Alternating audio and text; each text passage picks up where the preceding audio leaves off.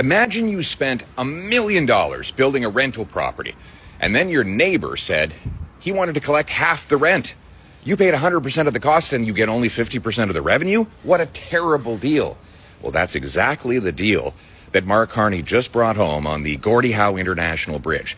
Canada paid for the entire $6.4 billion price tag. Hi, Jeff. I'm Sylvain. I am making this video because, frankly, someone needs to step up and give you a massive dose of reality. We are living through challenging economic times, and what Canadians need right now are serious leaders focused on building the country up. Instead, we have you, pacing down sidewalks like a panicked influencer, trying to hit a content quota, dropping theatrical catchphrases, and feeding people pure division just to juice your social media algorithms. You clearly don't understand how the real world operates, so let me educate you on exactly how hypocritical, wrong, and economically incompetent your little tantrum truly is. Lesson 1. Jeff Math, where net and gross go to die. You stood there looking directly into your smartphone camera, breathlessly screaming that Prime Minister Carney gave away 50% of the revenue straight to Michigan. The hypocrisy. You are a veteran politician, Jeff. You absolutely know the difference between gross revenue and net profit. You are just actively gambling that the people watching your videos don't. The actual reality. Canada collects the tolls, pays off the bridge's day-to-day operational expenses, and fully services its construction debts first.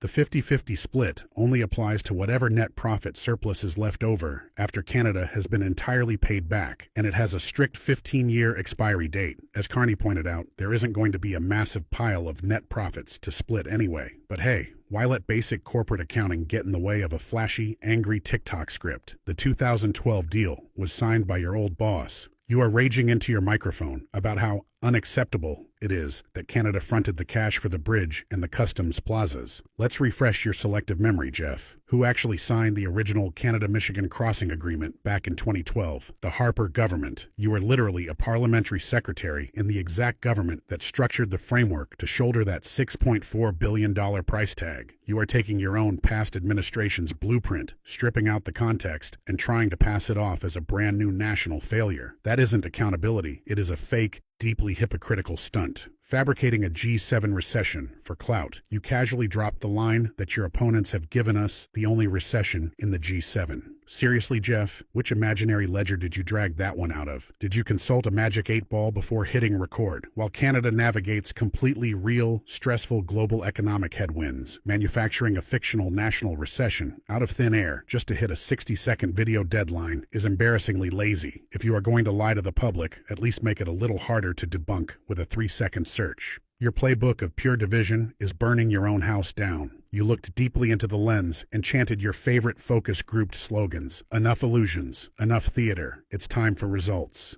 Look behind you, Jeff. Your own party is on fire. While you are busy practicing your elbows up hand gestures for digital engagement, your own high-profile MPs are abandoning ship. Your approval ratings are cratering, and key caucus members like Chris d'Entremont, Michael Ma, Matt Genero, and Marilyn Gladu are walking out because they are utterly exhausted by your endless, toxic negativity. The alternative, Jeff Plan. According to your logic, a Canadian leader should have handled a high-stakes geopolitical border dispute with a protectionist Trump administration by walking away. You would genuinely rather let a fully completed $6.4 billion infrastructure asset sit empty forever, generating a grand total of $0 in revenue while accumulating massive interest and paralyzing cross-border automotive supply chains just so you could look tough on social media. That isn't nation building, it's economic sabotage. The harsh truth. This video is the ultimate proof that you do not care about Canadian progress, stability, or success. You thrive on anger. You live in a magical campaign bubble where complex international trade disputes are solved by shouting at clouds, where national economics are explained via bad landlord analogies, and where you would happily watch the country's economic reputation burn if it gave you a good soundbite. You are proving to the entire country that you prefer division over Canada and Canadians. Until you drop the theatrical slogans, understand actual reality, and start working to make this country a better place instead of trying to tear it apart, you will never succeed as an opposition leader. Enough theater, Jeff. It's time for you to face the results.